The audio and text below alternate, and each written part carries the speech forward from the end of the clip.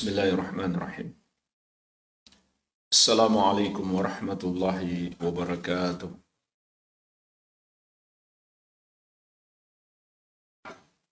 Alhamdulillahi hamdan katsiran thayyiban mubarakan fih mubarakan alaih kama yuhibbu rabbuna wa yardah. Wa ashhadu an la ilaha illallah wahdahu la syarika lah. Wa ashhadu anna Muhammadan abduhu wa rasuluh. Sallallahu alaihi wa ala alihi wa sahabatihi ajma'in. Wa man tabi'ahum bi ihsanin ila yaumiddin, amma ba'd. Wa ikhwani fid din wa akhwati fillah, kaum muslimin wal muslimat rahimani wa rahimakumullah. Semoga Allah Azza wa Jalla senantiasa mencurahkan rahmatnya kepada kita sekalian. Di setiap akhir tahun Masehi, ada dua hari perayaan. Yang keduanya adalah hari raya non-Muslim.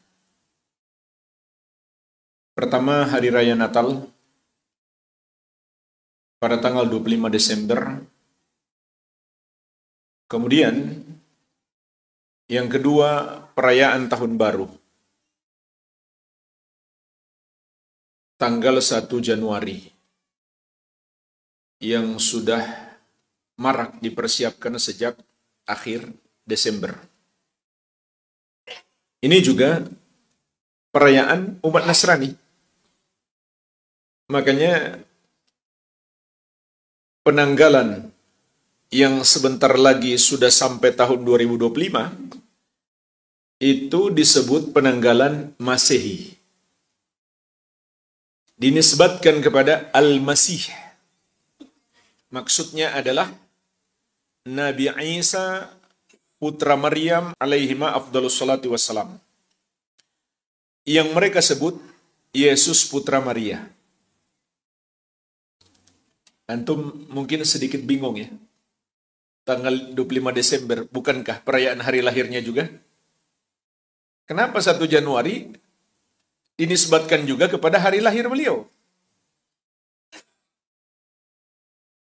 Sepertinya mereka beda pendapat.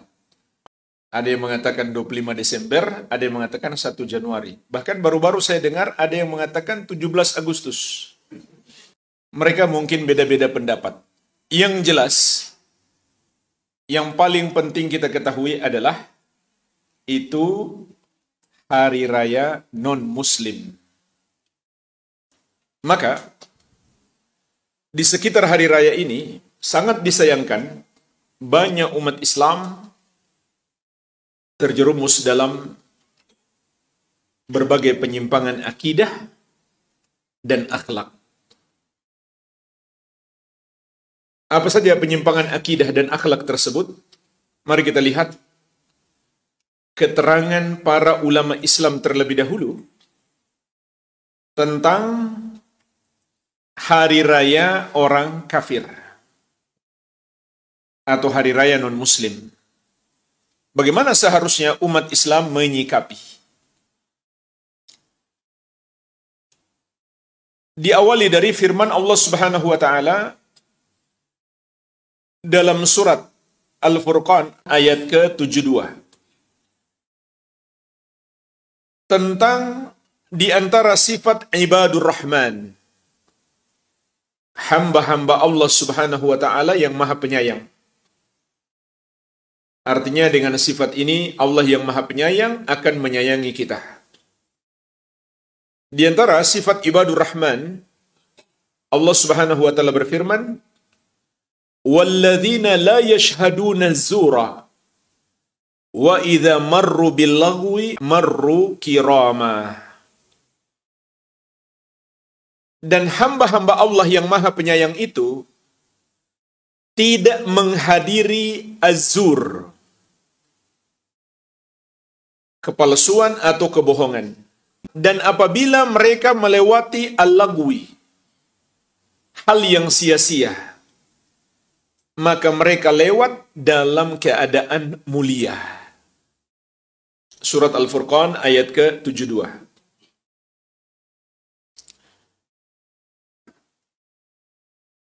Dalam ayat ini disebutkan dua sifat ibadur rahman.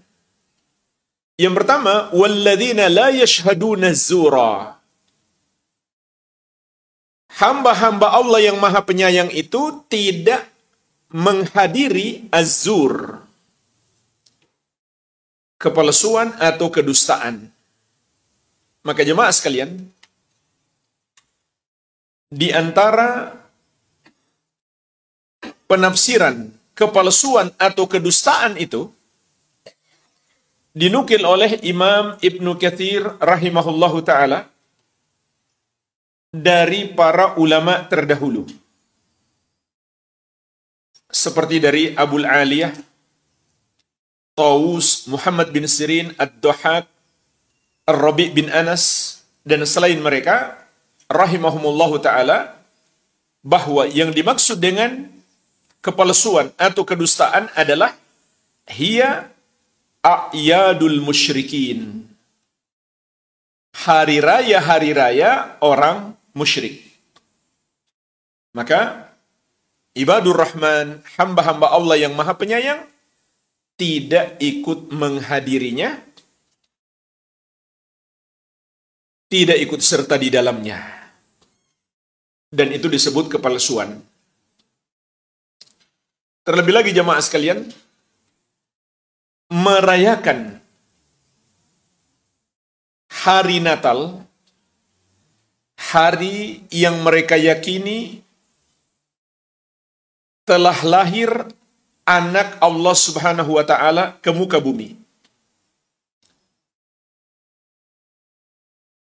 Maka keyakinan mereka bahwa Allah memiliki anak itu juga ditegaskan oleh Allah Subhanahu wa ta'ala sebagai keyakinan dusta, ucapan dusta. Sebagaimana dalam surat Al-Kahfi ayat ke-4 sampai ke-5. Allah Subhanahu wa ta'ala berfirman, "Wa yunzirul ladzina qalu ittakhadallahu walada." Dan diutusnya Muhammad untuk mengingatkan orang-orang yang berkata Allah memiliki anak. Perhatikan, ini di antara tujuan khusus diutusnya Nabi Muhammad SAW. Di antara misi utama dakwah beliau untuk mengingatkan orang-orang yang berkata Allah memiliki anak. Ma lahum bihi min ilmi wala li abaihim. Mereka sama sekali tidak punya ilmu atas ucapan tersebut bahwa Allah memiliki anak. Tidak pula orang tua mereka. Mereka hanya mewariskan saja dari orang tua mereka tanpa ilmu. Kaburat kalimatan takhruju min afwahihim. Sungguh besar dosanya kalimat yang keluar dari mulut-mulut mereka itu. Iyakuluna illa kadhiba. Tidaklah yang mereka katakan kecuali dusta. Jadi ucapan Allah Subhanahu wa ta'ala memiliki anak, kata Allah Subhanahu wa ta'ala adalah ucapan dusta. Dosa yang sangat besar yang keluar dari mulut mereka tanpa berdasarkan ilmu, hanya mereka wariskan saja dari nenek moyang mereka. Maka sangat tepat kalau para ulama dahulu menafsirkan termasuk menghadiri kedustaan adalah menghadiri perayaan orang-orang musyrik. Di antaranya perayaan hari lahir seseorang yang mereka yakini sebagai anak Allah Subhanahu wa ta'ala. Ini sifat ibadur rahman yang pertama dalam surat Al-Furqan ayat 72. Sifat yang kedua, wa idza marru bil lagwi marru kirama. dan apabila mereka melewati perbuatan yang sia-sia, maka mereka melewati dalam keadaan mulia, dalam keadaan mereka bersikap mulia. Imam Al-Qurtubi rahimahullah menjelaskan, wa qala Al-Hasan al-lagu al-ma'asi kulluha. Yang dimaksud dengan perbuatan sia-sia adalah semua perbuatan maksiat. Wa hadza jami'. Kata Al-Qurtubi rahimahullah, ini pendapat yang mencakup seluruh makna al-lagu, kesia-siaan. Maka itu mencakup semua kemaksiatan. Wa kiraman, adapun makna mereka melewati perbuatan maksiat itu dengan kemuliaan, maknahu kata beliau, mu'ridina munkirina la yardaunahu. Mereka berpaling darinya, mengingkarinya, tidak meridhoinya. Wala yumaliuna alaih, tidak pula menolong perbuatan tersebut. Wala yujalisuna ahlahu, tidak pula ikut duduk bersama orang-orang yang melakukannya. Artinya jemaah sekalian, kalau tidak sengaja mereka melewati orang-orang yang sedang melakukan kemungkaran, mereka tidak mampir untuk ikut duduk-duduk bersama. Tapi marru kirama, mereka lewat dalam keadaan mulia. Maksudnya, kata Imam Al-Qurtubi rahimahullah, mereka berpaling darinya, mengingkarinya, dan tidak meridhoinya. Tidak pula membantu perbuatan itu, tidak pula ikut bermajelis bersama orang-orang yang melakukannya. Wakila juga dikatakan, kata beliau, minal murur bil lagwi kariman an ya'mura bil ma'ruf wa yanha 'anil munkar. Termasuk makna mereka lewat terhadap orang yang melakukan perbuatan yang batil itu dengan bersikap mulia adalah memerintahkan kepada yang ma'ruf dan melarang kemungkaran. Artinya, tidaklah mereka singgah kecuali untuk tujuan itu saja. Bukan ingin menonton, mencari hiburan, berwisata. Oleh karena itu, ayat ini juga mengandung larangan berwisata ke tempat-tempat maksiat. Apalagi ke tempat kesyirikan dan kekufuran. Karena seorang muslim harusnya marah melihat orang berbuat dosa. Itu yang disebut marah karena Allah Subhanahu wa ta'ala. Bukan malah senang, terhibur, bahkan sengaja datang mencari hiburan ke tempat-tempat maksiat. Dan dalam tafsir Ibnu Katsir, beliau juga menyebutkan sebuah hadis yang diriwayatkan Imam At-Tirmidzi dari sahabat Jabir radhiyallahu anhu. Rasulullah sallallahu alaihi wasallam bersabda, "Man kana yu'minu billahi wal yawmil akhir fala yadkhulul hammam bighairi izarin." Barang siapa beriman kepada Allah dan hari akhir, janganlah dia masuk ke tempat permandian umum tanpa menggunakan sarung. Maksudnya, kaum laki-laki kalau masuk ke tempat permandian umum, meskipun laki-laki semua, tetap dia harus menutup aurat. Tidak boleh dia membuka aurat. Karena larangan saling melihat aurat itu bukan hanya kepada lawan jenis, juga kepada sesama jenis. Meskipun batasannya berbeda. Aurat antara sesama jenis dan aurat antara lawan jenis. Lanjutan hadis, "Wa man kana yu'minu billahi wal yawmil akhir fala yudkhil halilatahu al-hammam." Dan barang siapa yang beriman kepada Allah dan hari akhir, janganlah dia masukkan atau dia izinkan istrinya atau anak perempuannya masuk ke tempat permandian umum. Ke kolam renang umum misalkan yang bercampur di situ laki-laki dan wanita, atau ke pantai umum yang mandi di situ laki-laki dan wanita, maka tidak patut kaum wanita ikut serta di dalamnya. Kemudian lanjutan hadis ini yang disebutkan oleh Imam Ibnu Katsir rahimahullah, "Wa man kana yu'minu billahi wal yaumil akhir fala yajlis 'ala ma'idatin tudaru 'alaiha al-khamru." Dan barang siapa yang beriman kepada Allah dan hari akhir, janganlah dia duduk di depan sebuah meja yang diedarkan khamar padanya. Maksudnya, meskipun dia tidak ikut minum khamar, dia tidak boleh duduk di situ. Maka jemaah sekalian, ini berlaku untuk semua maksiat. Berlaku untuk semua penyelisihan terhadap syariat. Tidak patut kita hadir bergabung dengan orang-orang yang melakukannya, meskipun kita tidak ikut melakukannya. Kalau kita hadir di situ, maka kita sudah terjerumus di dalam penyimpangan. Apa saja penyimpangan itu? Mari kita lihat keterangan para ulama. Kita akan nukilkan insya Allah keterangan ulama 4 madhab. Hanafi, Maliki, Syafi'i, dan Hambali.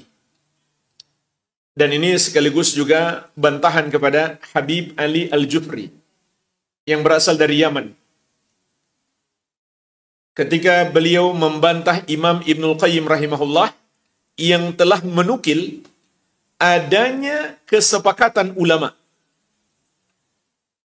atas haramnya seorang muslim mengucapkan selamat atau turut serta atau membantu hari raya non-muslim. Maka inilah nas dari 4 madhab dan nukilan ijma' kesepakatan ulama. Pertama, dalam madhab Hanafi. Di dalam kitab Al-Bahrul Ra'iq, Syarhu Kanzid Daqa'iq, yang disusun oleh Imam Ibn Nujaim rahimahullahu ta'ala.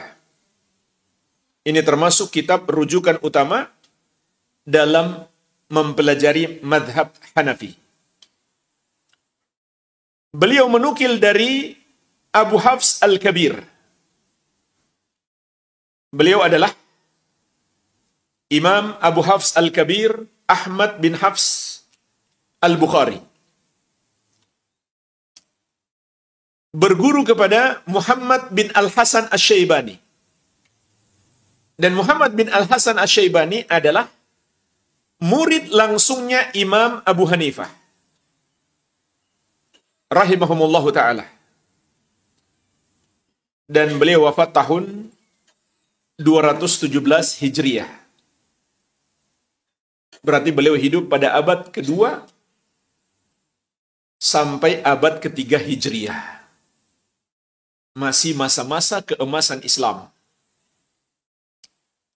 Maka beliau mengatakan, "Lau anna rajulan abadallaha ta'ala 50 sanatan, thumma ja'a yawmun Nairuz, wa ahda ila ba'dil musyrikina baydatan, yuridu ta'zima dhalikal yawm, faqad kafar, wa habita amaluhu." Seandainya seseorang beribadah kepada Allah Subhanahu wa ta'ala 50 tahun lamanya, kemudian datang hari An-Nairuz, salah satu hari raya orang musyrik, lalu dia memberikan hadiah kepada sebagian orang musyrik sebutir telur. Bukan sesuatu yang besar, hanya sebutir telur. Namun dia inginkan dengan itu untuk mengagungkan hari raya mereka. Maka dia kafir dan terhapus amalannya. Terhapus amalannya selama 50 tahun. Kenapa jemaah sekalian? Ini adalah kufur. Karena berarti dia meridoi, menyetujui kekufuran mereka atau agama mereka. Ini bahayanya.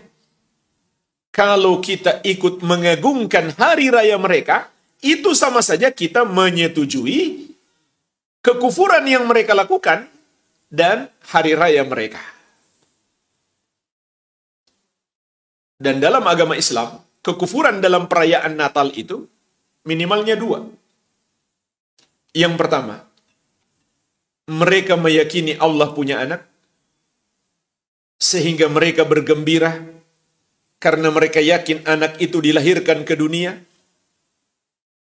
Mereka pun merayakan hari lahirnya.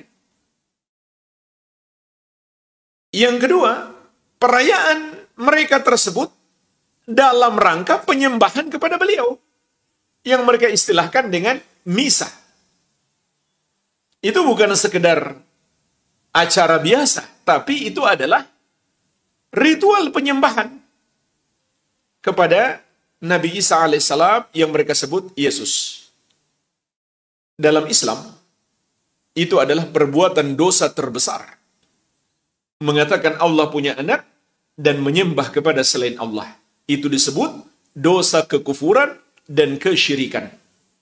Maka, dalam mazhab Hanafi disebutkan, barang siapa yang mengagungkan hari raya orang musyrik, maka dia kafir. Dan terhapus amalannya. Kenapa? Karena itu mengandung persetujuan terhadap kekufuran mereka.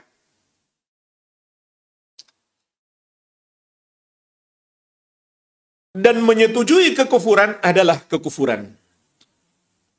Sebagaimana Allah ingatkan dalam surat An-Nisa ayat 140.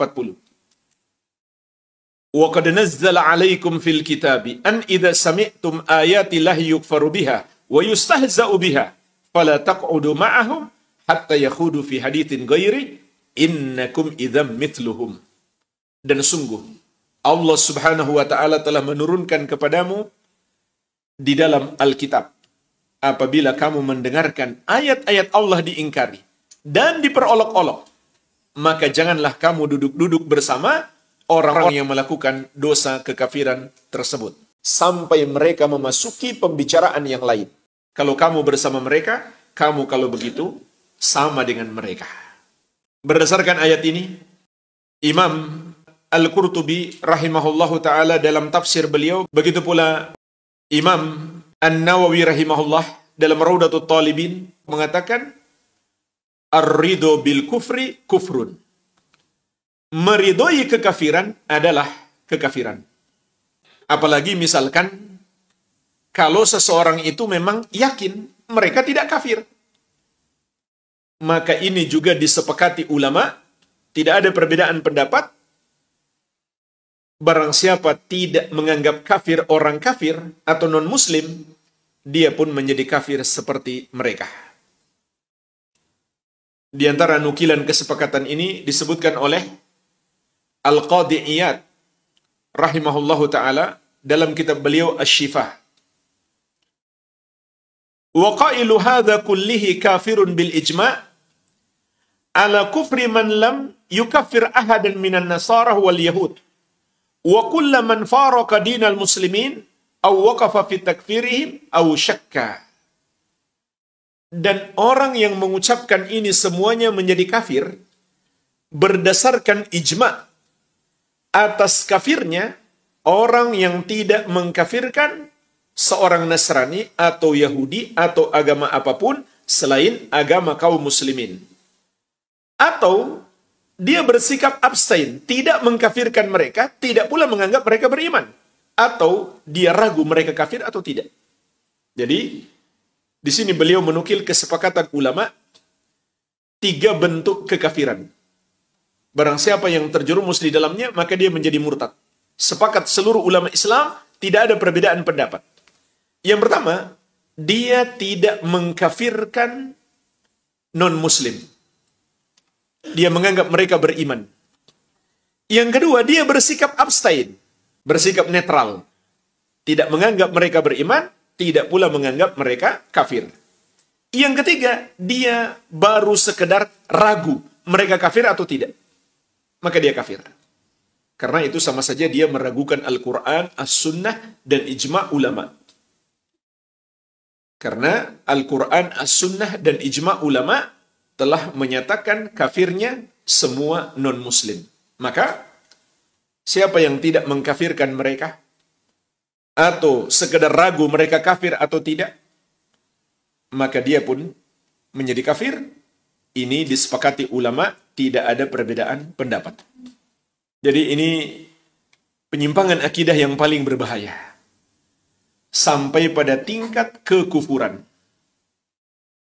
Apabila seseorang ikut mengagungkan hari raya orang kafir, maka itu sama saja dia menyetujui kekafiran mereka atau tidak mengkafirkan mereka. Wa qala sahibul Jami' al-Asghar.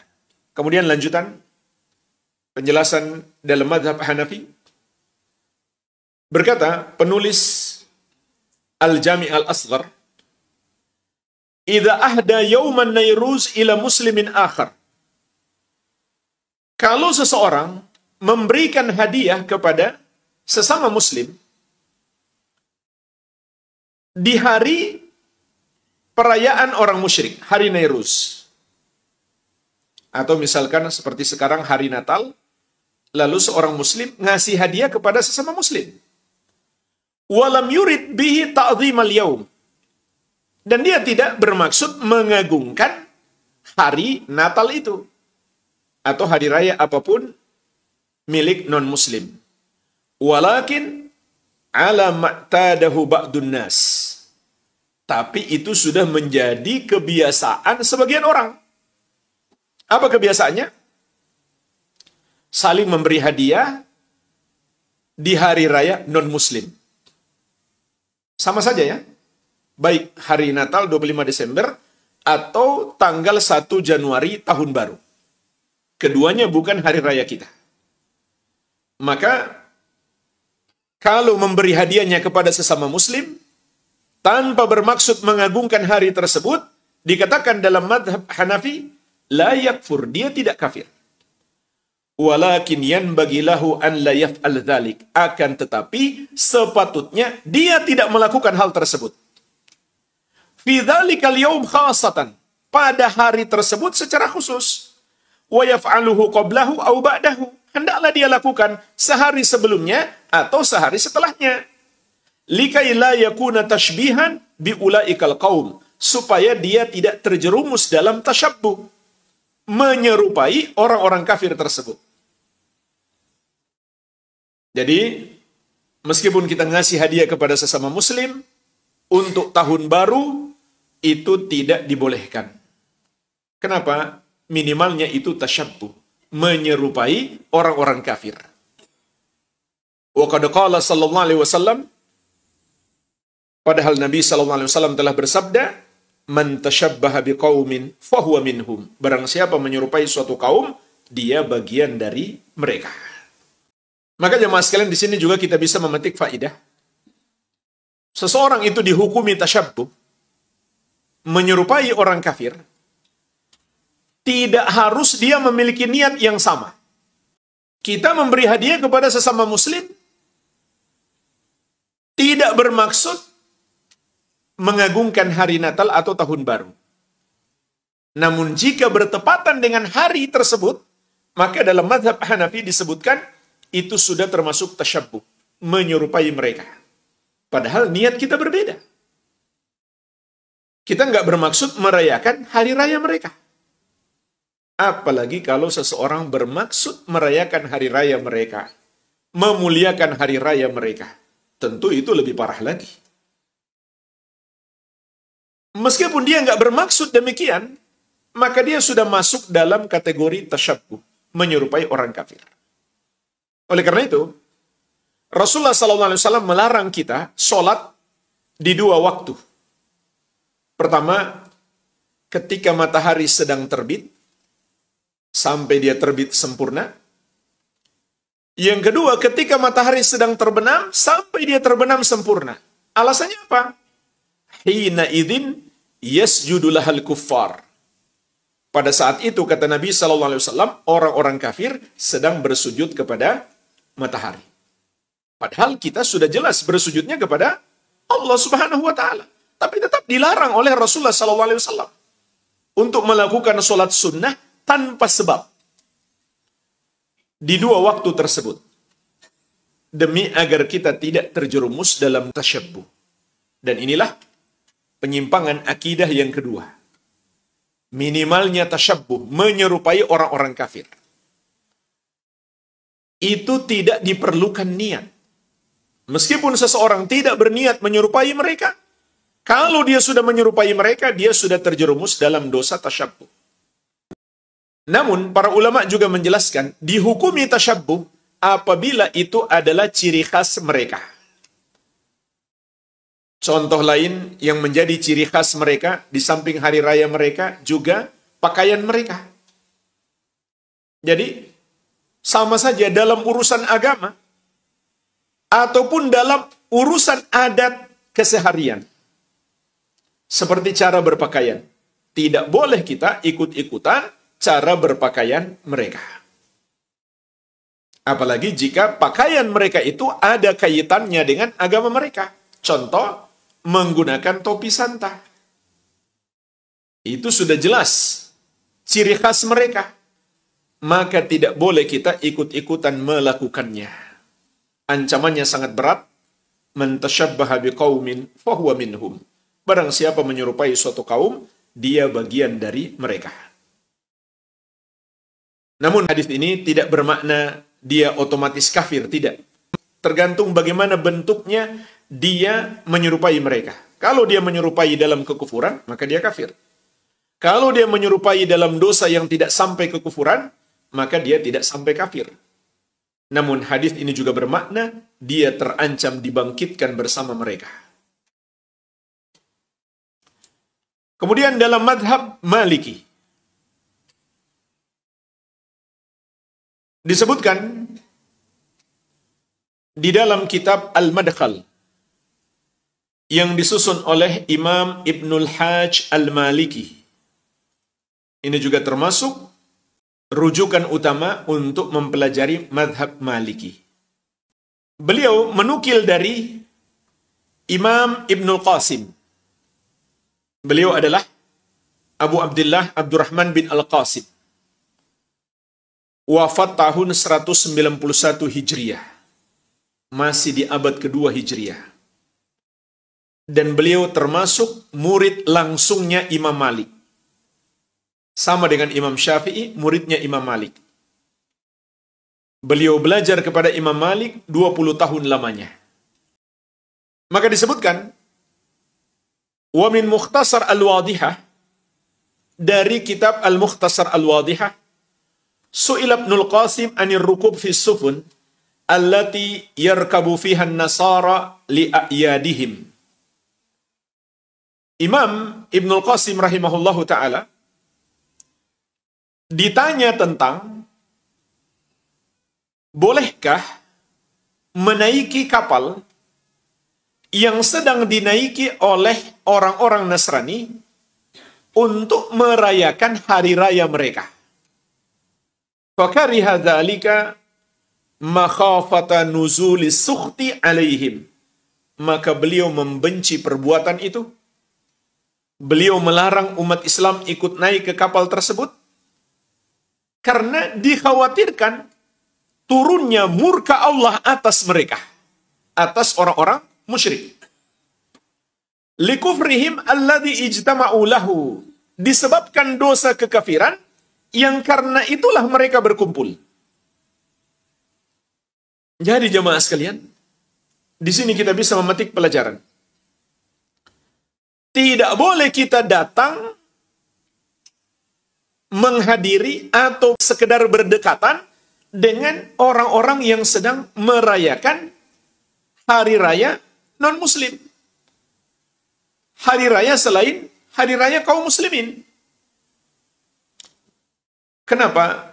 Di antara alasannya adalah apabila Allah Subhanahu wa taala menurunkan azab kepada mereka, kita pun akan kena. Kenapa kita juga kena? Karena kita diam saja. Kita datang ke situ bukan untuk menegur mereka. Sebagaimana Allah ingatkan juga di surat Al-Anfal ayat ke-25. Wattaqu fitnatan la tusibanna alladhina zalamu minkum khassah. Takutlah kamu kepada azab yang tidak saja menimpa orang-orang zalim di antara kamu secara khusus. Artinya, orang-orang baik pun terancam kena azab. Kenapa? Karena mereka diam saja. Tidak menegur, tidak melakukan amar ma'ruf nahi mungkar.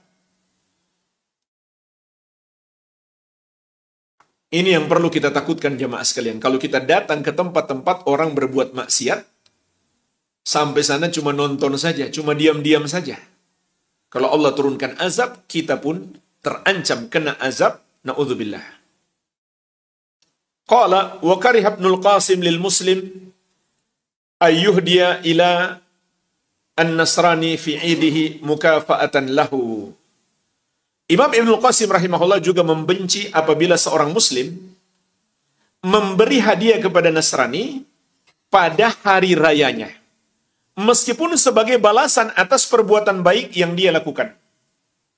Contoh saat Idul Fitri dia ngasih hadiah kepada kita. Lalu saat hari rayanya kita balas ngasih hadiah. Maka ini tidak dibolehkan. Dalam agama mereka, kalau ngasih hadiah ke kita saat Idul Fitri tidak terlarang. Tapi dalam agama kita, ngasih hadiah ke mereka saat hari raya mereka sangat terlarang.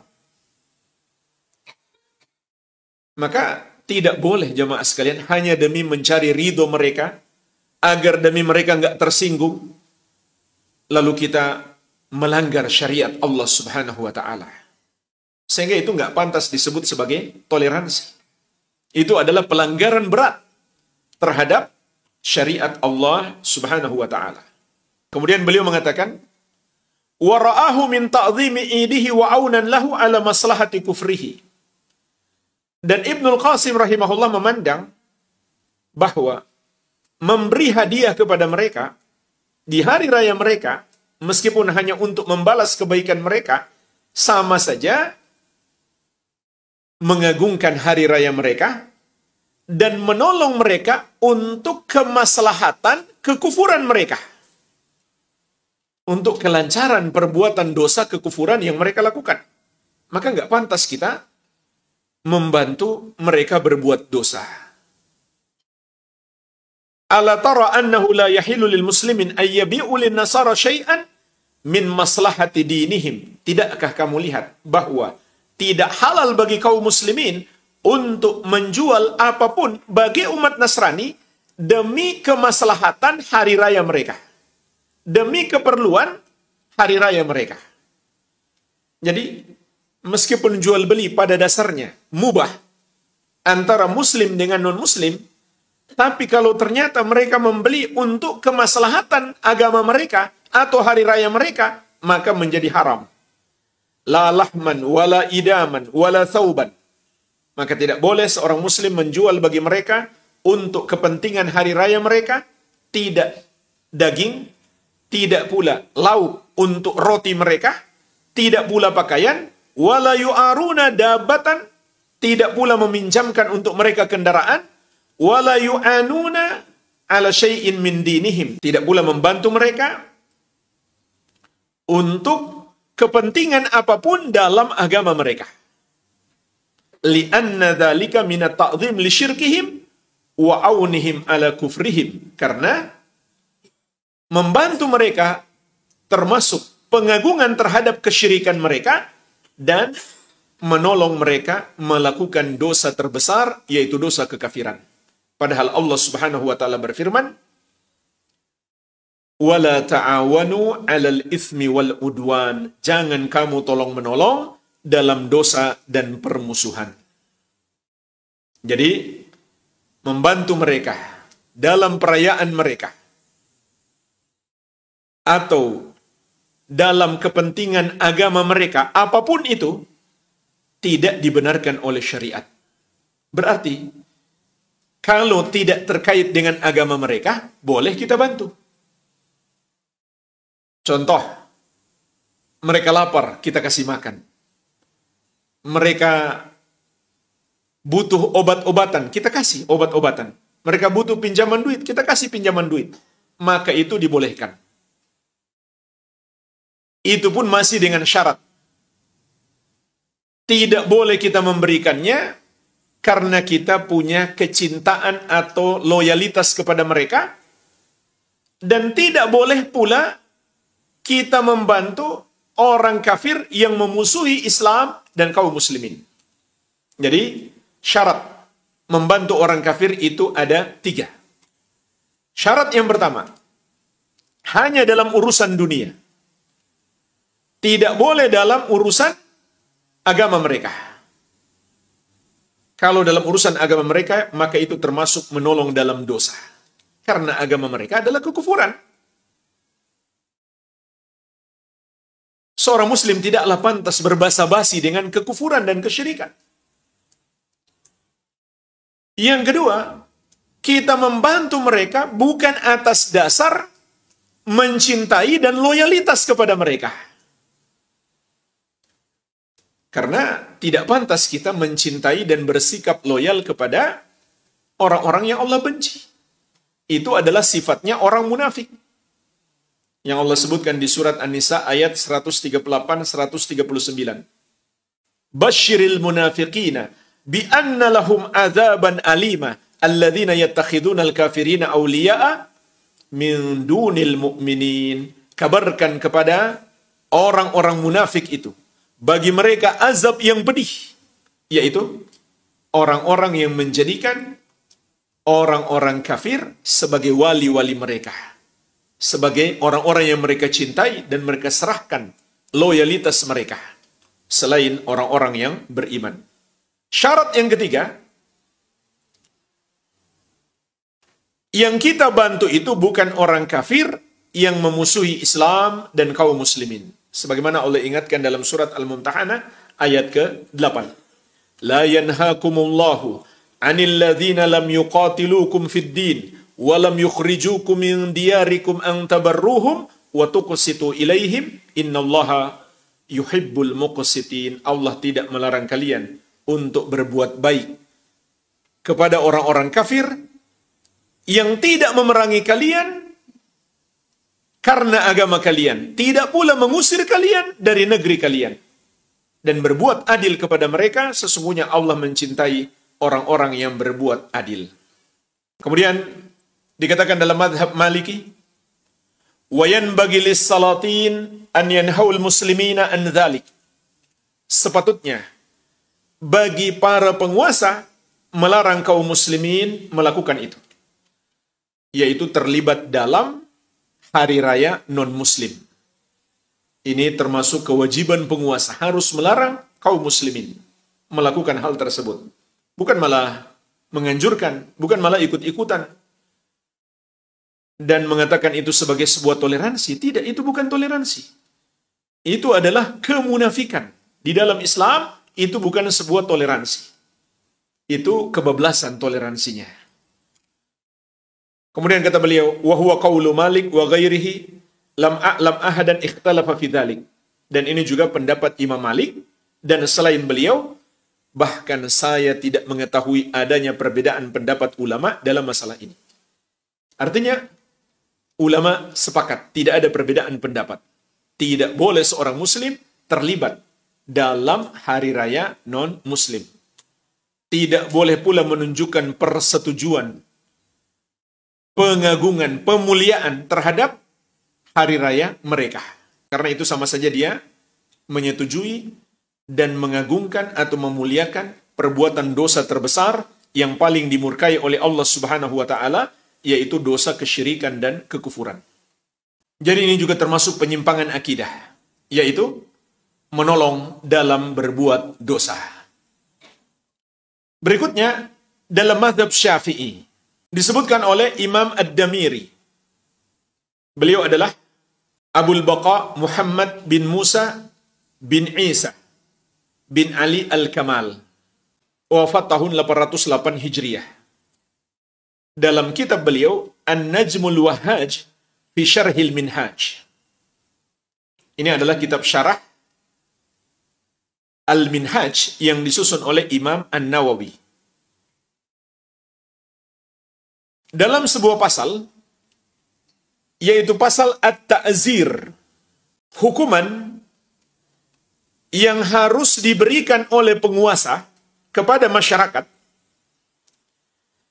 dan hukuman tersebut tidak ditetapkan oleh syariat. Ini namanya hukum ta'zir, dia beda dengan hukum had. Kalau hukum had sudah ditentukan oleh syariat. Contoh, orang yang sudah pernah menikah kemudian dia berzinah, dia dihukum mati dengan cara dirajam, dilempar sampai mati, dilempar dengan batu sampai mati, atau kisos, membunuh dibalas bunuh. Itu namanya hukum had. Dalam syariat ada juga hukum ta'zir. Hukum yang dibolehkan oleh syariat bagi penguasa untuk menetapkannya pada hal-hal yang belum ada hukum had padanya. Maka beliau berikan beberapa contoh. Yu'azzaru man wafaqal kuffar fi a'yadihim. Beliau menyebutkan harus dihukum, yaitu oleh pemerintah, siapa yang menyepakati orang-orang kafir dalam hari raya mereka. Dalam mazhab Syafi'i disebutkan, pemerintah harus memberikan hukuman, namun tidak sampai dihukum mati ya. Tapi harus diberi hukuman berat atau sesuai dengan pelanggarannya. Yang pertama, man wafaqal kuffar fi a'yadihim. Orang yang menyerupai orang-orang kafir dalam hari raya mereka. Yang kedua, waman yumsikul hayyah. Orang yang memegang ular. Itu kan hewan yang kotor. Tidak ada hukuman had dalam syariat, maka pemerintah harus kasih hukuman sesuai dengan kebijakan pemerintah. Yang ketiga, waman yadkhulun nar. Orang yang masuk ke dalam api. Mungkin masuk beliau atraksi sulap. Itu pantas dihukum. Tapi kalau sudah jelas dia mempraktikkan sihir, bahkan harus dihukum mati. Itu ada hadnya di dalam syariat. Yang keempat, waman qala lidhimmi, orang yang berkata kepada orang kafir dhimmi, orang kafir yang tinggal di negeri kaum muslimin, ya haj, wahai haji. Orang kafir dia panggil Pak Haji. Maka dia pantas dihukum. Yang kelima, waman hanna'ahu bi'idin. Pantas dihukum oleh pemerintah orang yang mengucapkan selamat terhadap orang kafir terkait hari raya mereka. Contoh selamat Natal. Dalam mazhab Syafi'i, siapa yang mengucapkan itu, dia pantas dihukum oleh pemerintah. Yang keenam, waman samma zairal kubur as-solihin hajan. Pantas juga dihukum orang yang menamakan peziarah kuburan orang soleh melakukan haji. Karena itu bukan haji. Siapa yang mengatakan seperti itu, dia pantas dihukum. Yang ketujuh, wassa'ibin namimah. Orang yang melakukan adu domba. Dia juga pantas dihukum. Likathrati ifsadiha bainan nas. Karena banyaknya kerusakan yang dia buat di antara manusia. Qala Yahya bin Abi Katsir, berkata Yahya bin Abi Katsir, yufsidun namam fi sa'atin, ma la yufsiduhu sahir fi sanatin. Seorang yang melakukan namimah, mengadu domba, bisa menghancurkan dalam sesaat yang tidak sanggup dilakukan oleh tukang sihir dalam setahun. Jadi, di sini ada 7 dosa yang pelakunya pantas dihukum oleh pemerintah. Nah, 2 di antara yang beliau sebutkan terkait dengan pembahasan kita. Yang pertama, menyepakati orang-orang kafir dalam hari raya mereka. Yang kedua, memberi ucapan selamat terhadap hari raya mereka. Juga masih dalam mazhab Syafi'i, dari kitab Al-Fatawa Al-Fiqhiyah Al-Kubra yang disusun oleh Imam Ibnu Hajar Al-Haytami, termasuk ulama besar dalam mazhab Syafi'i. Beliau mengatakan, "Tsumma ra'aitu ba'da a'immatina al-mutaakhirin dzakara ma yuwafiqu ma dzakartuhu." Kemudian aku melihat sebagian ulama kami yang belakangan menyebutkan seperti yang saya sebutkan. Faqal, mereka berkata, "Wa min aqbahil bid'ah muwafaqatul muslimin an-nasara fi a'yadihim, dan termasuk seburuk-buruknya bid'ah adalah kaum muslimin menyepakati Nasara pada hari raya mereka. Perhatikan, dalam mazhab Syafi'i ini bukan hanya bid'ah, termasuk seburuk-buruknya bid'ah. Kenapa jemaah sekalian dihukumi bid'ah? Karena dalam Islam, hari perayaan itu sudah ditetapkan. Nggak boleh kita tambah-tambahi. Jadi kita nggak boleh mengatakan, ini kan cuma seremonial, ini cuma acara. Masa dikatakan bid'ah? Dalam Islam, hari perayaan sudah ditetapkan. Nggak boleh ditambah-tambahi. Maka menambahkan padanya termasuk bid'ah. Oleh karena itu, dalam hadis yang diriwayatkan Abu Dawud, dari Anas bin Malik radhiyallahu anhu, beliau menceritakan, ketika pertama Nabi SAW datang ke kota Madinah, penduduk kota Madinah ketika itu memiliki 2 hari raya, An-Nairuz wal Maharajan, yang mereka rayakan setiap tahun. Mereka bersenang-senang, bermain-main padanya. Maka Rasulullah SAW melarang semua hari raya apapun selain yang ditetapkan oleh syariat. Dan beliau bersabda, Innallaha qad abdalakum bihima khairan minhuma yaumal adha wa yaumal fitri. Sesungguhnya Allah telah menggantikan 2 hari raya kalian ini dengan yang lebih baik darinya, yaitu Idul Adha dan Idul Fitri. Jadi Nabi SAW melarang semua hari raya apapun selain yang ditetapkan oleh Islam. Maka dalam mazhab Syafi'i dikatakan, ikut-ikutan terhadap hari raya Nasrani termasuk seburuk-buruknya bid'ah. Kemudian beliau merinci lagi, sebagai contoh, bitashabbuh biaklihim, dengan cara menyerupai mereka pada makanan mereka, wal hadiyati lahum, dan memberi hadiah kepada mereka, wa qabuli hadiyatihim fihi, dan menerima hadiah mereka pada hari raya mereka. Jadi dua-duanya nggak boleh. Memberi hadiah tidak boleh, menerima hadiah mereka juga tidak boleh. Dan ini sepatutnya berlaku bagi semua hari raya atau perayaan-perayaan atau acara-acara yang bertentangan dengan syariat. Tidak pantas kita menerima hadiah dari acara-acara seperti itu. Karena kalau kita menerima, jemaah sekalian, itu secara tidak langsung kita mendukung. Dan itu akan membuat mereka semakin bangga, semakin merasa patut acara ini diadakan karena hadiah mereka diterima. Semakin menguatkan mereka. Dan mungkin akan menjadi bahan tertawaan mereka kepada kita.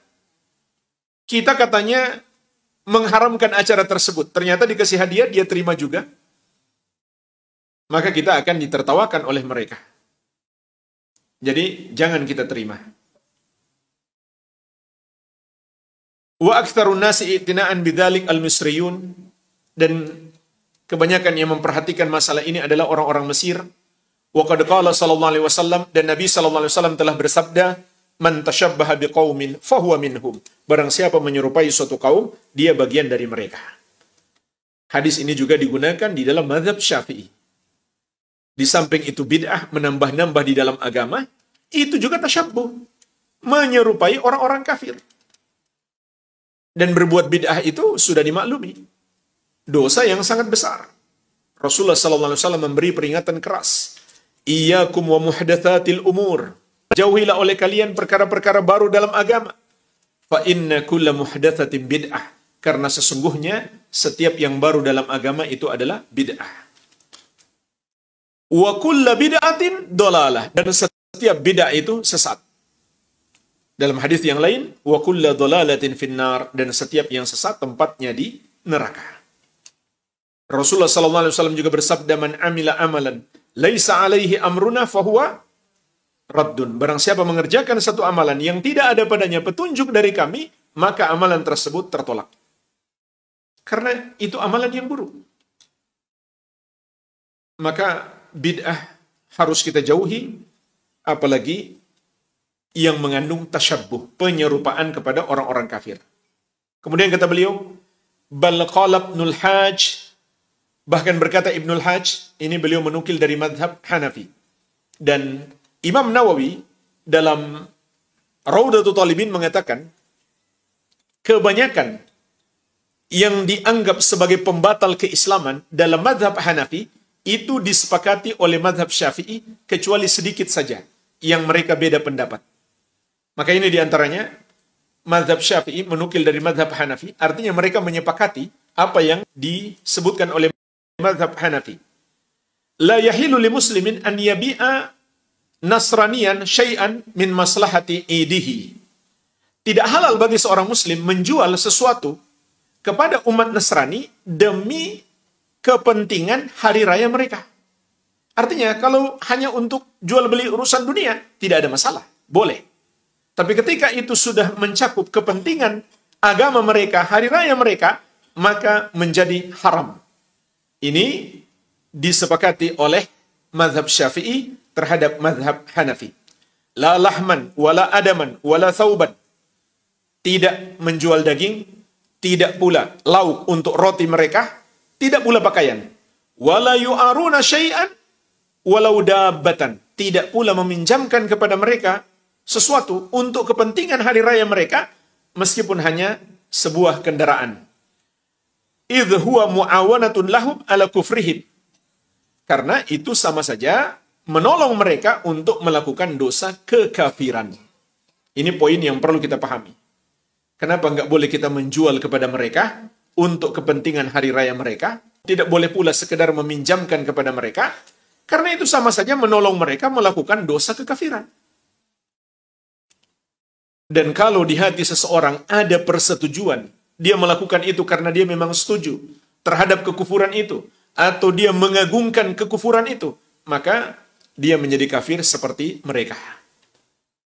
Tadi sudah kita sebutkan dalilnya dan penjelasan para ulama. Wa ala wulatil amri man'ul muslimin min dzalik. Dan wajib atas pemerintah melarang kaum muslimin melakukan itu. Jadi ini menunjukkan betapa pentingnya masalah ini. Sehingga dalam semua mazhab disebutkan, pemerintah sampai harus turun tangan. Membuat ketetapan, muslimin tidak boleh ikut-ikutan dalam acara non-muslim, dalam perayaan mereka. Ini menunjukkan permasalahannya sangat penting, sehingga para ulama memfatwakan demikian. Baik, berikutnya dalam mazhab Hanbali. Dari kitab Kashful Qina an Matanil Iqna, yang disusun oleh Al-Allama Al-Buhuti. Beliau adalah Abu Sa'adat Mansur bin Yunus bin Salah Al-Buhuti Al-Hanbali Al-Misri rahimahullahu ta'ala. Beliau mengatakan, wa yahrumu syuhudu 'idil yahud wan nasara wa ghairihim minal kuffar wa bay'uhu lahum fihi. Diharamkan menghadiri hari raya Yahudi dan Nasrani dan orang-orang kafir selain mereka. Diharamkan pula menjual untuk mereka di hari raya tersebut. Maksudnya untuk kepentingan hari raya mereka. Jadi persis seperti mazhab-mazhab sebelumnya. Jual beli pada dasarnya mubah dengan orang-orang kafir. Kalau sudah untuk kepentingan agama mereka, maka menjadi haram. Bahkan beliau mengatakan, wa yahrumu bai'uhum wa ijaratuhum ma ya'malunahu kanisatan aw timsalan ay sanaman wa nahwahu kalladhi ya'malunahu saliban. Diharamkan menjual kepada mereka atau menyewakan untuk mereka alat-alat yang akan mereka gunakan untuk membangun gereja atau membuat patung dan semisalnya, seperti membuat salib. Li'annahu i'anatun lahum ala kufrihim. Karena itu termasuk membantu mereka untuk melakukan dosa kekafiran. Wa qala ta'ala, sementara Allah Subhanahu wa taala berfirman, wala ta'awanu 'alal itsmi wal udwan. Jangan kamu tolong-menolong dalam dosa dan permusuhan. Wa yahrumu kullu ma fihi takhsisun ka'idihim wa tamyizun lahum wa huwa min tashabbuh bihim. Dan juga diharamkan semua yang menjadi kekhususan mereka dan ciri khas mereka, seperti hari raya mereka. Dan itu termasuk tasyabbuh kepada mereka. Ini yang saya sebutkan tadi. Apabila menjadi ciri khas mereka, maka kita tidak boleh ikut-ikutan. Kalau bukan ciri khas mereka, berarti tidak masalah. Contoh, orang-orang kafir hari ini banyak yang pakai jas. Umat Islam juga sudah umum pakai jas. Maka itu bukan termasuk tasyabbuh, bukan menyerupai mereka. Di sini disebutkan, tasyabbuh yang terlarang itu apabila menjadi kekhususan mereka atau ciri khas mereka, seperti hari raya mereka. Begitu pula cara berpakaian mereka. Sehingga Imam Syafi'i rahimahullah melarang umat Islam menggunakan zunnar. Apa itu zunnar? Sabuk yang biasa digunakan oleh para pendeta ketika mereka menggunakan jubah, lalu sabuknya mereka ikat di luar. Paham? Pernah lihat kan? Ada pendeta pakai semacam jubah, lalu pakai sabuknya di luar. Jadi kelihatan di luar sabuknya. Jadi jubahnya seperti terbagi dua. Bagian atas dan bawah dibagi dengan sabuknya tersebut. Itu para ulama melarang karena termasuk ciri khas para pendeta. Jadi meskipun hanya cara berpakaian, kalau sudah menjadi ciri khas mereka, tidak boleh kita ikut-ikutan. Apalagi ajaran agama mereka. Itu lebih parah lagi. Kemudian kata beliau, وَالتَّشَبُّ بِهِمْ manhiyun anhu ijma'an. Dan menyerupai mereka terlarang di dalam syariat berdasarkan ijma', kesepakatan ulama. Lil khabar, karena adanya hadis tentang ini, yaitu sabda Nabi SAW, man tashabbaha biqaumin fahuwa minhum. Barang siapa menyerupai suatu kaum, dia bagian dari mereka. Wa tajibu uqubatu fa'ilihi, dan wajib dihukum pelakunya. Maksudnya yang menghukumnya adalah pemerintah. Subhanallah. Semua madhab mengharuskan pemerintah mengatur urusan ini. Mengeluarkan undang-undang, mengeluarkan ketetapan. Umat Islam tidak boleh ikut-ikutan pada hari raya non-muslim. Bahkan tidak boleh menyerupai mereka dalam semua ciri khas mereka. Juga dari madhab Hambali, disebutkan oleh Imam Ibnul Qayyim rahimahullahu ta'ala dalam kitab beliau Ahkam Ahli Dhimmah. Wa amma tahni'atu bi sya'airil kufri al-mukhtassa bihi haramun bil ittifaq.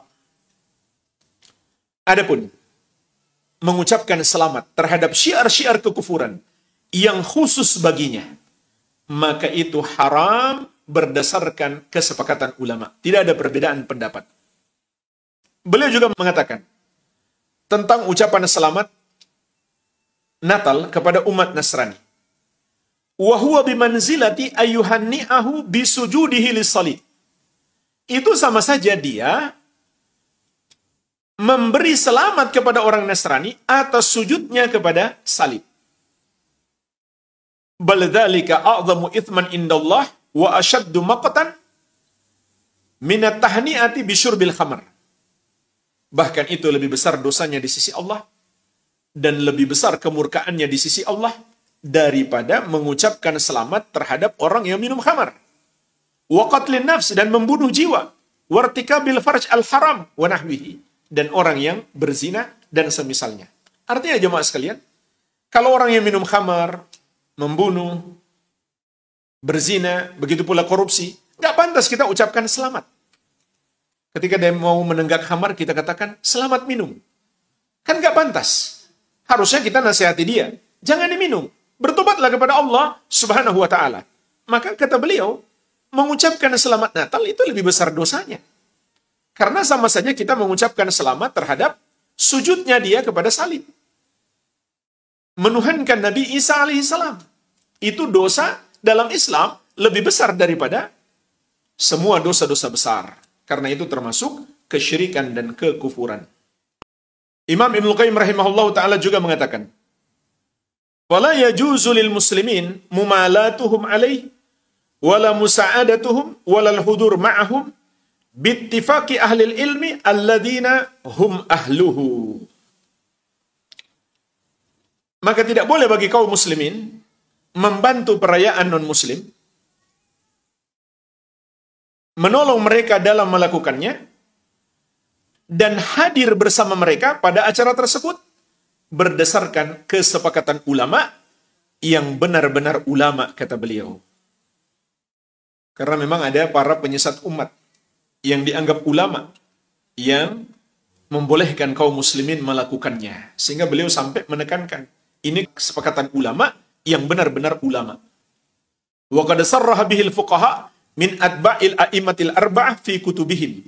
Dan ini telah ditegaskan oleh para fuqaha dari kalangan pengikut 4 madhab dalam kitab-kitab mereka, di antaranya yang telah kita sebutkan tadi. Yang terakhir, juga dari madhab Hambali. Al-Allamah Ibnu Utsaimin rahimahullahu ta'ala mengatakan, tahni'atul kuffar bi'idil Christmas au ghairihi min a'yadihim ad-diniyah haramun bil ittifaq. Memberi selamat kepada orang-orang kafir dalam perayaan Natal atau perayaan agama mereka yang lainnya adalah haram menurut kesepakatan seluruh ulama Islam. Tidak ada perbedaan pendapat padanya.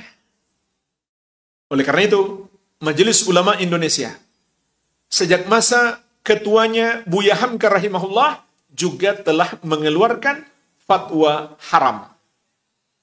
Dan sampai hari ini fatwa itu tidak pernah dicabut, yang ada malah fatwa tambahan, yaitu haram bagi umat Islam mengucapkan salam seperti salamnya orang kafir. Iya kan? Belum lama ini fatwa MUI yang terbaru diharamkan juga bagi umat Islam mengucapkan salam milik orang-orang kafir. Jadi cukup kita ucapkan Assalamualaikum warahmatullahi wabarakatuh. Nggak usah ditambah dengan salam-salam mereka. Itu hukumnya haram. Itu fatwa MUI yang terbaru. Inilah jamaah sekalian, beberapa keterangan yang menunjukkan bahwa ulama Islam sepakat, tidak berbeda pendapat, bahwa tidak boleh bagi seorang muslim terlibat dalam hal apapun pada hari raya orang-orang musyrik atau orang-orang kafir.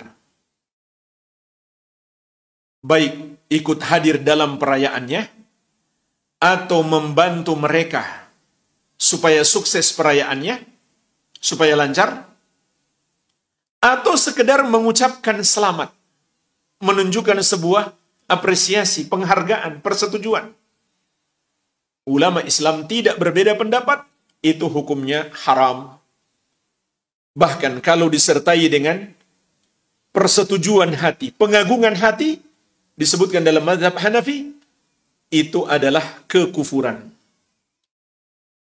Kalau disertai dengan persetujuan terhadap kekufuran atau persetujuan terhadap agama mereka, maka ulama Islam sepakat pelakunya menjadi kafir, murtad, keluar dari Islam. Jadi, tidak sepatutnya umat Islam berbeda pendapat lagi dalam masalah ini. Jadi di sini kita harus paham jemaah sekalian, mana ajaran agama yang ulama sudah sepakati dan mana ulama masih beda pendapat. Kalau ulama masih beda pendapat, kemungkinan masih ada ruang bagi kita untuk berbeda pendapat. Tapi kalau ulama sudah sepakat, nggak boleh lagi kita beda pendapat. Jika ada yang berbeda pendapat atau menganjurkan umat Islam untuk beda pendapat dengan kesepakatan ulama, itu adalah ciri-ciri penyesat umat. Ciri-ciri orang yang sesat, dia menyelisihi ijma ulama. Kalau dia menyeru, mengajak umat Islam untuk menyelisihi ijma ulama, itu ciri-ciri penyesat umat. Bukan ulama. Atau ulama usu. Dia pantas disebut ulama usu. Sebagaimana Allah ingatkan di surat An-Nisa ayat 115. Wa may yushakikir rasulah min ba'di ma tabayyana lahul huda wa yattabi ghayra sabilil mu'minin. Dan barang siapa yang menentang Rasul setelah jelas hidayah baginya, dan dia mengikuti selain jalannya orang-orang yang beriman. Jadi di sini dia melakukan dua pelanggaran.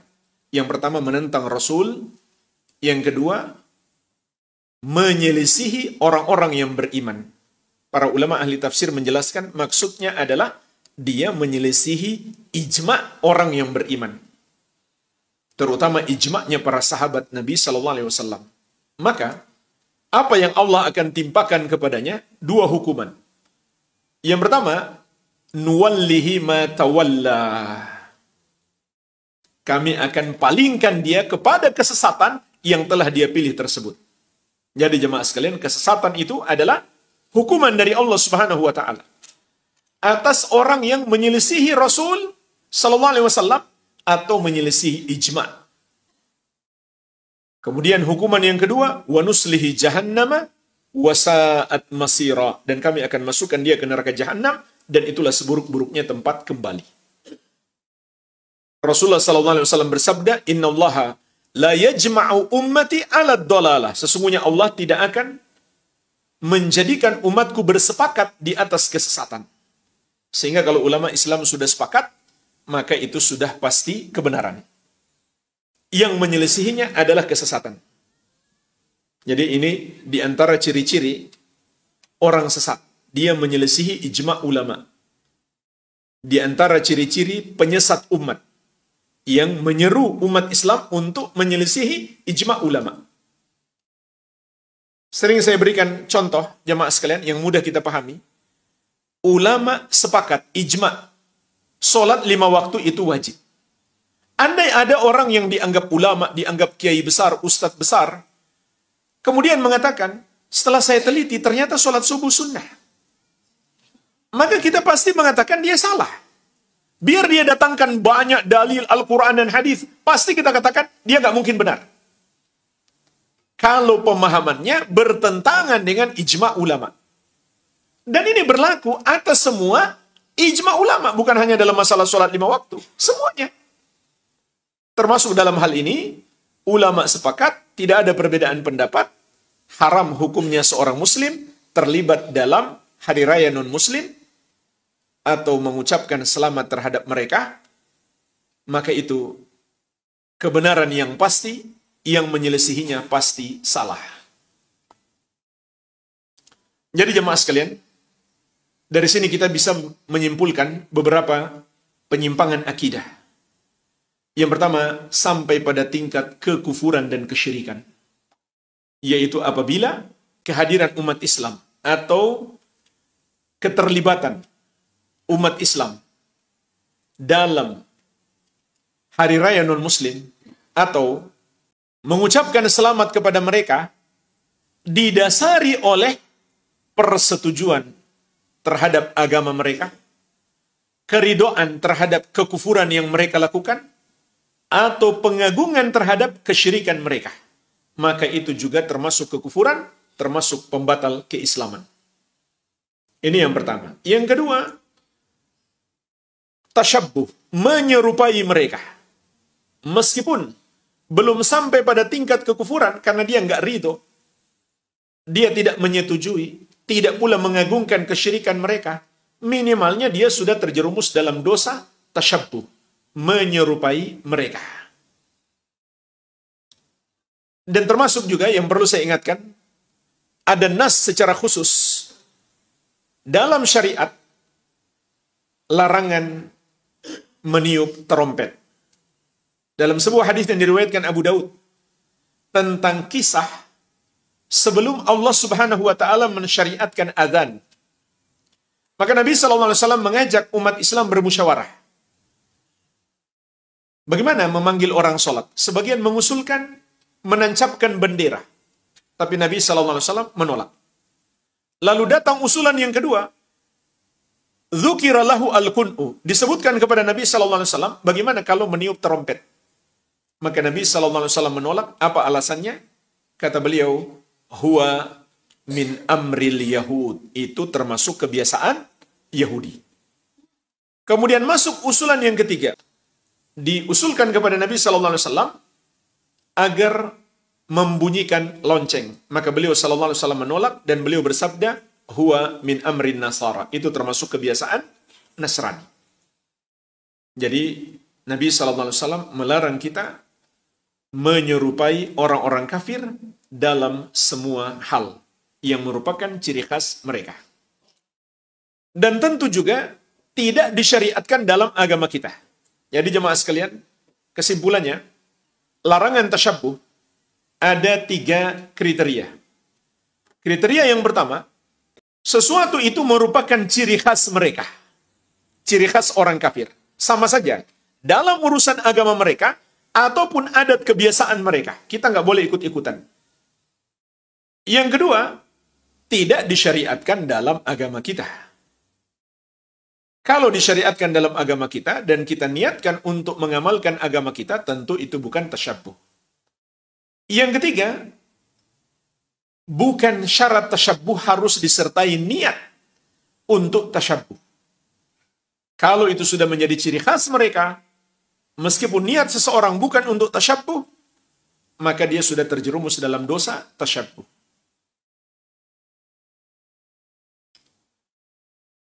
Tapi kalau dia berniat, maka dosanya tentu lebih besar lagi. Bahkan, meskipun disyariatkan dalam agama kita, tapi dia mengamalkannya dengan niat tasyabbuh, dia dapat dosa tasyabbuh. Contoh, Rasulullah SAW mensyariatkan kita berjenggot bagi laki-laki. Tapi ada seorang muslim berjenggot, kenapa? Ingin ikut-ikutan kepada artis kafir. Atau ingin ikut-ikutan kepada pendeta Yahudi. Maka dia dapat dosa tasyabbuh. Bukan dapat pahala sunnah meneladani Nabi SAW. Karena beliau bersabda, innamal a'malu bin niat. Sesungguhnya amalan tergantung niat. Kemudian yang ketiga, perbuatan bid'ah di dalam agama. Sebagaimana disebutkan dalam mazhab Syafi'i. Bahkan dikatakan, min aqbahil bid'ah. Ikut-ikutan dalam atau menyerupai umat Nasrani dalam hari raya mereka adalah seburuk-buruknya bid'ah di dalam mazhab Syafi'i. Kemudian yang keempat, hilangnya al-wala wal bara. Hilangnya al-wala wal bara. Apa itu al-wala wal bara? Cinta dan benci karena Allah Subhanahu wa taala. Ini termasuk ibadah yang sangat agung. Kita cinta kepada Allah Subhanahu wa taala dan kita pun harus mencintai apa yang Allah cintai, yaitu orang-orang yang beriman dan amal-amal soleh.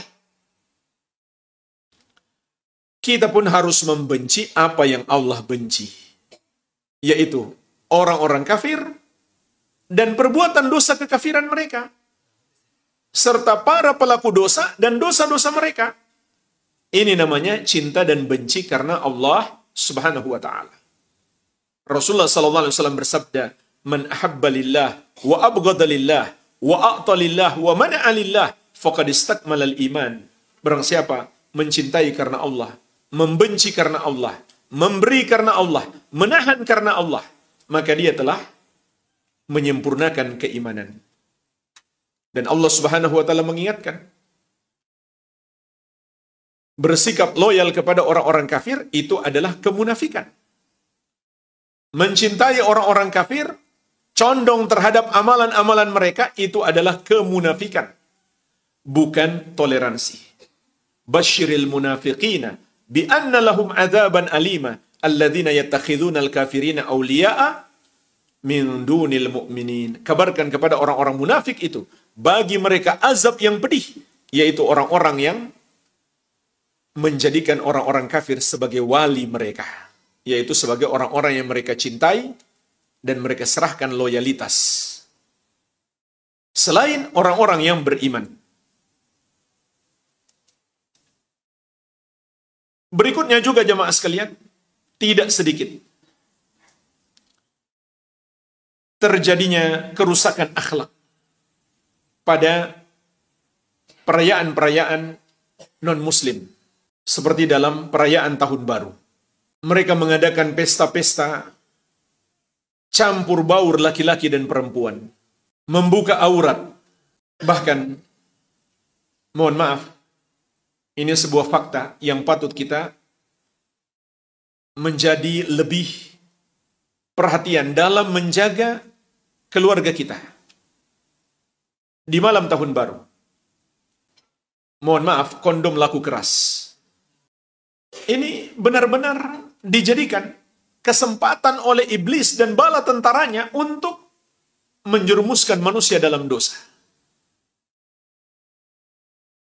Padahal Allah Subhanahu wa taala mengingatkan, "Wala taqrabu zina innahu kana fahishatan wa sa'a sabila." Janganlah kamu mendekati zina. Sesungguhnya itu adalah perbuatan yang keji dan seburuk-buruknya jalan. Dan itu juga adalah penyia-nyiaan harta. Dan hilangnya rasa empati kepada orang-orang yang tidak memiliki. Orang-orang yang membutuhkan bantuan. Betapa banyak orang miskin yang bisa kita bantu dengan harta kita. Tapi mereka punya harta, mereka sia-siakan dengan berpesta pora. Mengadakan pesta-pesta, bahkan mengundang para artis yang bayarannya sangat mahal. Bahkan membeli khamar, membeli rokok, atau membeli hal-hal yang tidak bermanfaat seperti membeli petasan atau kembang api. Kita pun sengaja bangun tengah malam untuk menonton kembang api. Padahal Allah Subhanahu wa taala mengingatkan, "Wala tubadzir tabdzira. Innal mubadzirina kanu ikhwana syayatin." Janganlah kamu berlaku boros. Karena sesungguhnya orang-orang yang berlaku boros itu adalah saudara-saudaranya setan.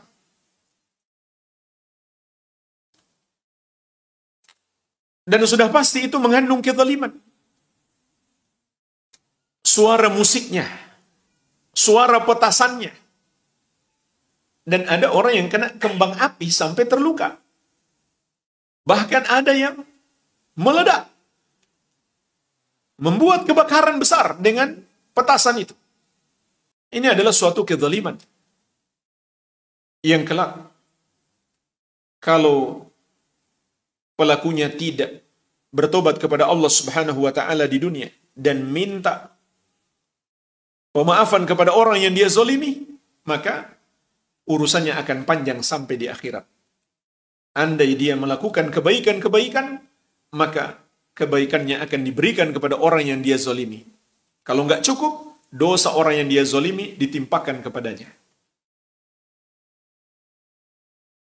Termasuk kemungkaran yang sangat besar adalah nyanyian dan musik. Ini termasuk pesta utamanya. Nyanyian dan musik. Para artis, para penyanyi dibayar mahal untuk merusak generasi. Padahal Rasulullah SAW mengingatkan, "La yakunanna aqwamun min ummati yastahilluna al-hira wal harira wal khamra wal ma'azif." Akan ada nanti segolongan umatku yang menghalalkan 4 yang haram. Yang pertama, zina. Yang kedua, sutra bagi laki-laki. Yang ketiga, khamar. Yang keempat, alat-alat musik. Tapi justru itu dijadikan sebagai pesta utamanya.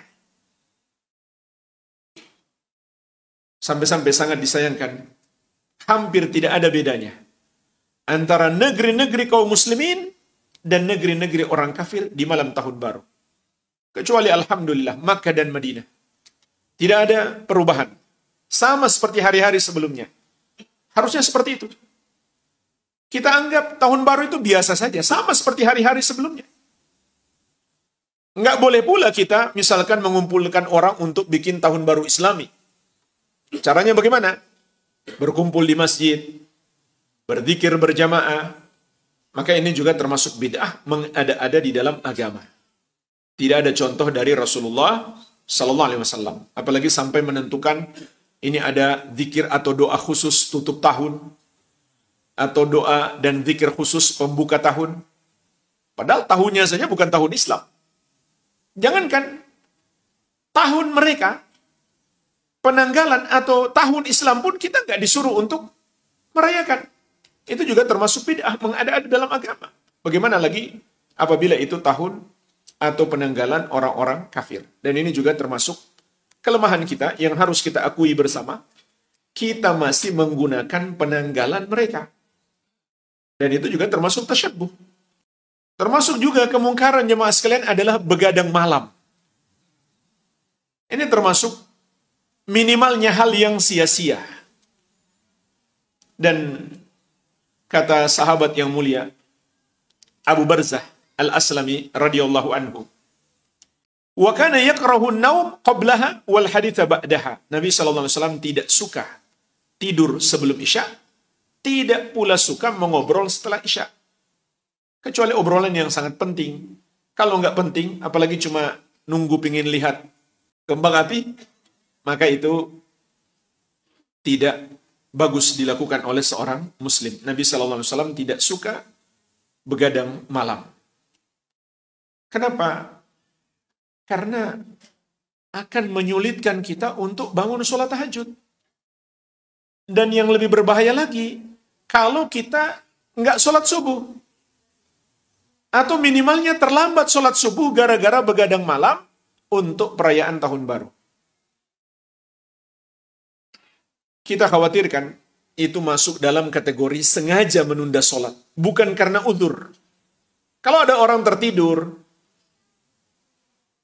sehingga dia terlambat sholat sampai keluar waktunya, dia dapat uzur. Dia nggak berdosa.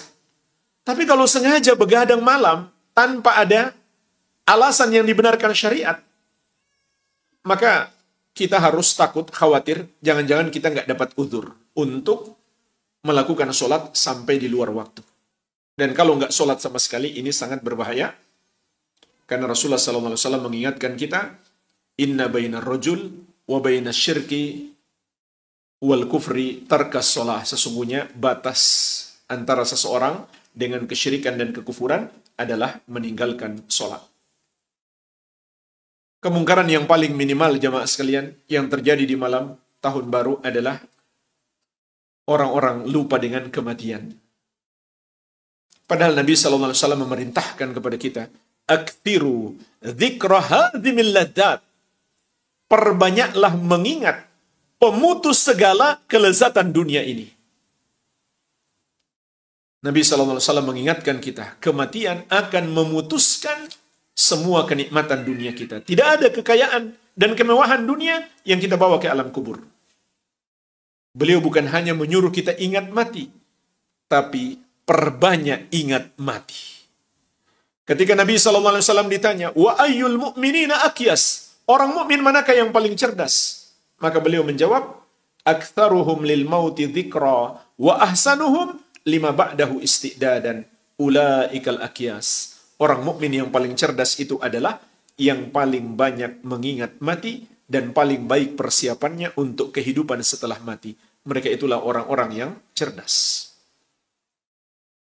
Padahal ketika perguliran waktu, ketika pergantian tahun, waktu pun bergulir, berlalu, itu seharusnya tambah menyadarkan kita. Hidup kita ini jatahnya sudah berkurang. Kok malah disambut dengan bersenang-senang? Apa yang pantas kita rayakan? Sementara jatah hidup kita berkurang, amal kita belum jelas. Amal-amal kita sangat sedikit. Yang sedikit itu pun belum tentu berkualitas. Belum tentu diterima oleh Allah Subhanahu wa Ta'ala. Dosa kita pun banyak. Apa yang mau kita rayakan? Ini juga nggak masuk akal sebetulnya. Waktu bergulir, tahun berganti, berarti umur kita makin habis, makin dekat kepada kematian. Apanya yang mau dirayakan? Seharusnya setiap detik berlalu, kita sedih. Karena itu berarti jatah kita beramal semakin berkurang. Sementara amal kita sangat sedikit dan dosa-dosa kita banyak. Bukan malah bersenang-senang. Ini di antara jemaah sekalian yang mungkin dapat kita ingatkan di kesempatan ini, terutama penyimpangan-penyimpangan akidah yang sampai pada tingkat kekufuran dan kesyirikan, hendaklah kita berhati-hati darinya yang biasa terjadi di akhir tahun ataupun di awal tahun. Semoga bermanfaat. Wabillahi taufik.